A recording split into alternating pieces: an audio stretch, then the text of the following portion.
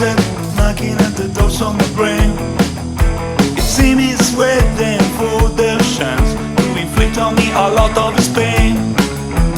Maybe I'm there just taking a rest, starting to turn down my eyes.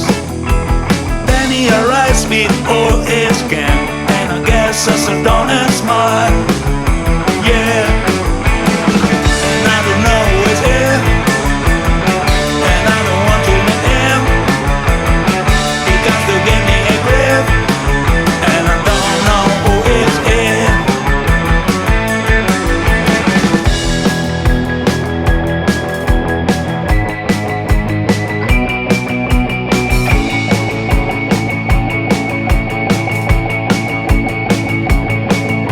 He told me he wants just a fight.